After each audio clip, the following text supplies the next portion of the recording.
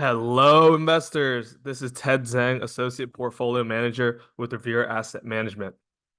So, we're going to have a little bit of a special episode. We have some commitments after the bell today, so we're unable to do the video. So, we're actually doing one intraday here. And right now it's Thursday, August 15th, 1:32 p.m. And I'm coming to you from Fort Lauderdale with tonight's Revere Roundup Daily Market Insight video. So the state of the market, we have a short-term uptrend, and this is really morphing into potential lockout rally here, and we'll get into the reasons why.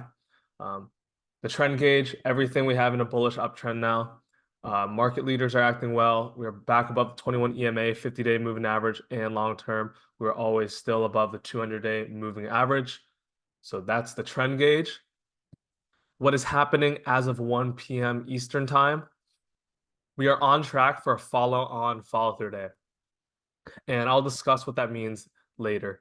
21 over 21 list up 1%, 15 up, 2 sideways, 4 down.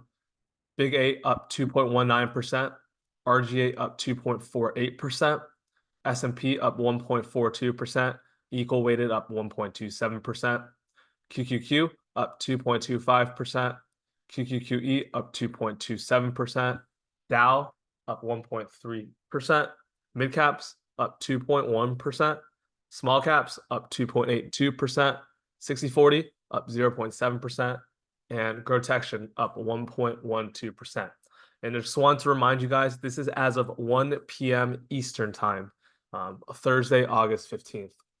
And tomorrow we'll have a podcast in the morning. So we'll definitely go over the action that is not covered on this video today. And of course, we'll have the Friday video after the bell to cover the entire week as well as tomorrow's action. So you won't be missing out on anything. Don't worry about that. So jumping right into it, we'll go to the S&P 500 as always. We had this huge mini crash in a way on these 3 days, and so far we've just been wedging up. And 2 days ago, we got a fall through day. We're up 1.68% on increased volume relative to the previous day. And so that is a definition of fall through day. And as of now, actually, we're up 1.41% on the gap off stronger than expected retail sales, on stronger than expected manufacturing. And this is giving the market confidence that maybe we aren't actually heading to recession. And that is what propelled this mini crash in a way. A fear of a recession from those manufacturing data, higher unemployment, as well as the yen carry trade unwinding is what caused this fear. And having a follow-on fall-through day, the second day after a fall-through day is extremely strong. If I go to the market surge homepage, right now the New York Stock Exchange is up 7% relative to yesterday's volume. So if these numbers hold today by the close, we will have a follow-on follow-through day. And we'll definitely cover that in tomorrow's podcast to let you guys know if we do notch that mark.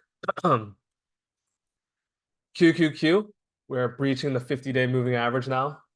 This is definitely constructive action back above 8 and 21, and we're about to get that bullish 8 and 21 cross as well. The Dow, big gap back above the 40,000 level, acting well again, back above all key moving averages. Mid caps, gap up as well above this 3,000 level, above all key moving averages. Russell, we're back above 2,100. Still a lot of volatile action, but definitely strong once again today, up 2.71%, back above this green line 21 EMA. The VIX has seen some astounding action recently. We had this huge spike over 60, which was the highest spike since COVID, which is pretty remarkable. And within the matters of a week, we're back under 20 and pretty much at 15 now. This is some wild action, and that definitely explains this V-shaped nature of many stocks and indexes. If you weren't able to get on in low risk entry points on the V-shape, what you can only hope for now, or what you can only do, is to stay patient and wait for handles or additional flags. The dollar, bear flagging, broke down 2 days ago and rallying a little bit, but this is still in the downtrend. Gold continues to struggle at this 230 level. But we are finding support once again today at 225.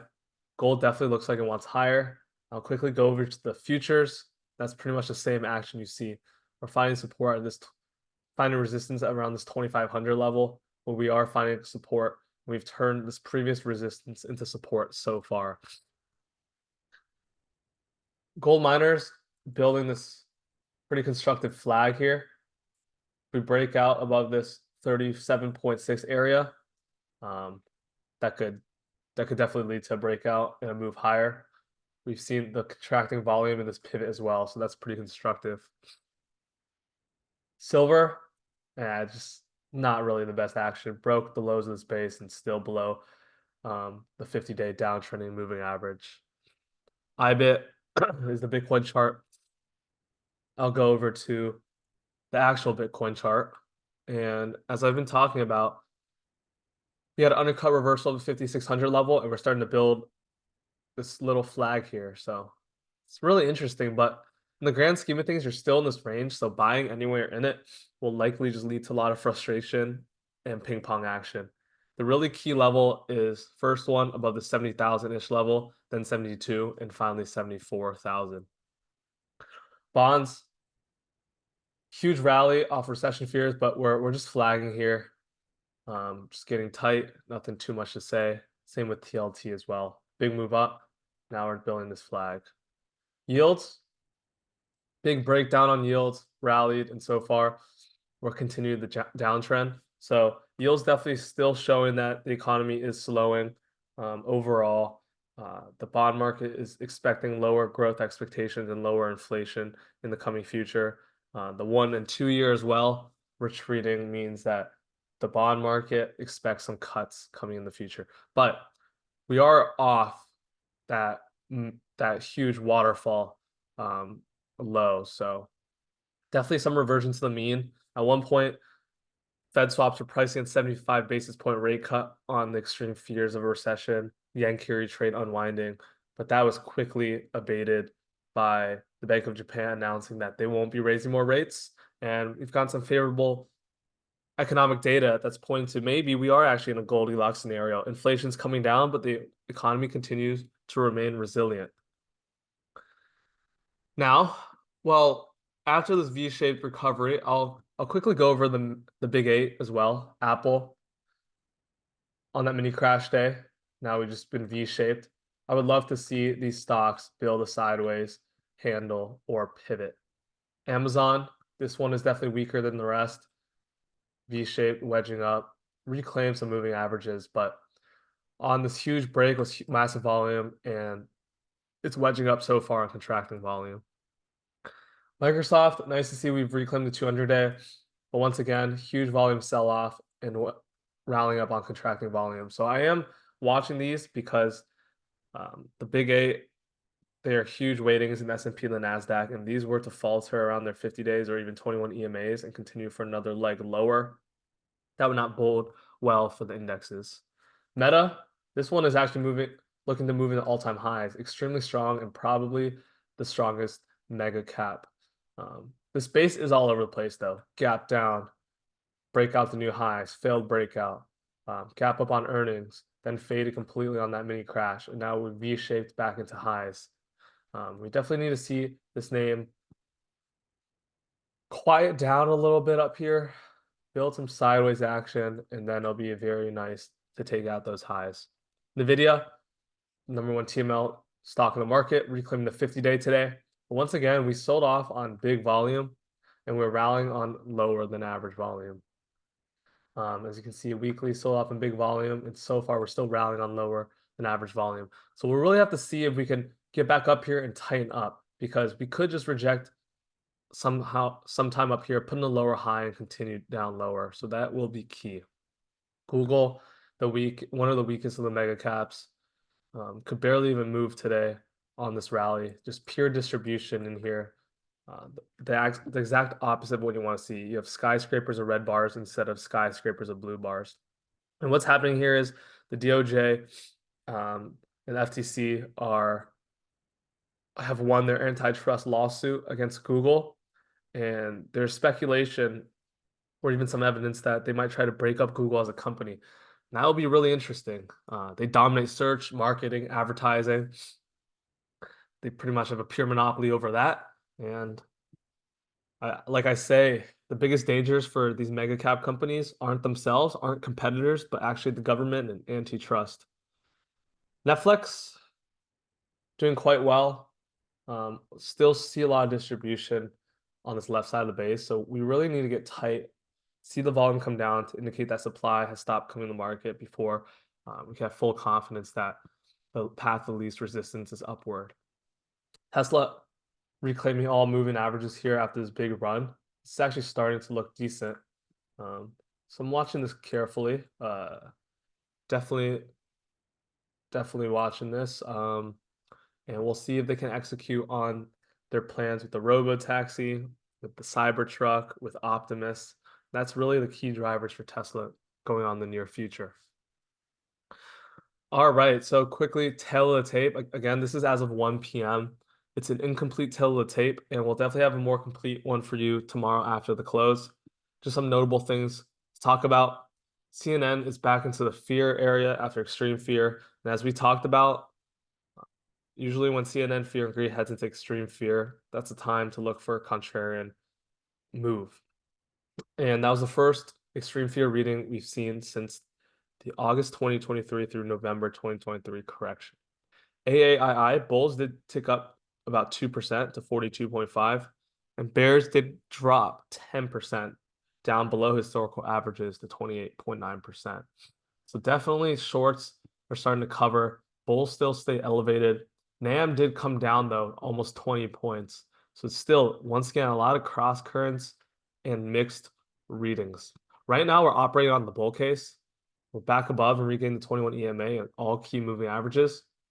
So we have to maintain positive expectations as long as we're above all moving averages. That is what our rules tell us to do. Today news, retail sales came in stronger, manufacturing stronger, and jobless claims came in less than expected. And that is what really propelled this potential follow through day. This is day 3 up, 5 days above the 8 EMA, 3 days above the 21 EMA. Action, we gapped up on the open, and we essentially just trended up all day. Just extremely strong action today. SPX ATR still is wide, so we're watching that. Some sectors, pretty much, I didn't have any right now in this, but pretty much we have participation from all areas of the market today. And that is what gives us even more confidence that perhaps we did see a V-shaped recovery, and usually that's not healthy, but if coming from the presumption that we're in a mini crash, V-shaped recoveries like during COVID, from exogenous event and from extreme fear is pretty reasonable. But the key is now to see us pull back, hold key levels, see stocks build tight right sides, and then we can really start to get ultra aggressive. Today we bought some NVIDIA with the reclaim of the 50, and bought some CEG, and that brought our beta up to 1.09. The key levels now we're watching is SPX versus 5550, which is this bearish engulfing candle, which ignited the second leg down, or I guess the continuation of the first leg down. For the Qs, the key level we're looking for is this 475 level, which is the same, that bearish engulfing candle off those weak economic data numbers. So that will be key to see if we can get back above that and not get heavily rejected here tomorrow or next week. And let me bring up the tail of the tape once again. Bring that up. And then CPI reaction leaders follow through. So we are seeing that V-shaped action straight into new highs. We've got on board some names, but to get really aggressive and to find those low risk entry points, we need some tightness, maybe additional flags, handles above the base, breakout retests. Those are some of the things we're looking for. And the bottom line is we're on track for a follow through day, which indicates pure strength. And that is exactly what we like to see post follow through day. Now I'll go back to MarketSmith and I'll go over the 21/21 list. Just top 5 stocks in the list, and then I'll go through some laggards as well. On the day, Shake Shack is actually acting really strong today, up 5% coming out of this handle-ish, looking to take out these these highs for new 52-week highs. You see the earnings acceleration. Pretty great numbers in the last 6 quarters. Melly, this has been a leader we mentioned on the videos. Before the markets came off a bottom, this was breaking on the new highs, and this has continued thus far. TMDX just continues to flow higher.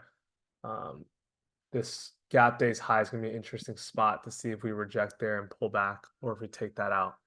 Sprouts Farmers Market gapped up, pulled back, and starting to U-turn here. CRS also earnings gap, pulled back, and we're starting to U-turn here, breaking that downtrend line in this tight pivot. DoorDash drifting higher. I would really want to see this pull back a little bit, maybe here, or it comes up here and pulls back to give us a handle. I've never really seen this type of wedgie action turn into favorable conditions in terms of finding a low risk entry point. On the downside, T-Mobile is down a bit today. ALNY as well, pulling in a bit onto this prior breakout high. If we can tighten up here, then that could potentially be an option. IoT broke out of this handle, but so far struggling. And names today that aren't up, definitely somewhat a little bit of a red flag. But with something like Lilly that's blasted off after earnings, it's okay to put in a low volatility red day, especially coming out into this previous all-time high area. So we'll go to NEM as well. A gold miner continues to chug along after breaking this bottoming base. Some volatility in here, but it's definitely acting really well. Physical spot gold, same thing, just looks like GLD. We're watching that. RTX. Defense stocks have been super strong with concerns in the Middle East. You have RTX, you have LMT, you have ITA, which is the ETF, all acting extremely strong. Spotify building a little cat pattern on top of its base, squatting a little bit today, but great earnings, and they have extremely high pricing power, a moat, and they're definitely the dominant company in music and even podcast streaming. As you can see, 2024, 310% estimates, in 2025, 40%. So just some great numbers in Spotify. And I believe that will wrap it for this intraday video. As always, we would love to hear from you. My email is ted@revereasset.com. My Twitter is tedhzhang. You can also reach out to Dan and Don at revereasset.com, or you can go old school at 855 Real Wealth. That's 855-732-5932. Our website is revereasset.com, and our YouTube channel is Revere Asset. We named our flagship portfolio GROTECTION with the dual mandate that we grow assets while we're in an uptrend based off our rules relative to key moving averages and our interpretation of price action of the indexes and the leaders, and protect assets when we head into a correction or when we start getting extended in the markets. And we've fulfilled that so far quite constructively, and we're back re-engaged in the markets. If you're interested in becoming a client, please reach out. And with that said, I'll wrap it up for today. Thursday, August 15th. It is 1:50 p.m. So yeah, I hope you enjoyed this intraday video. We'll cover the rest of today's action in tomorrow's podcast in the morning, and then we'll have Friday's video covering the rest of Friday. Thank you for listening, and then have a great week.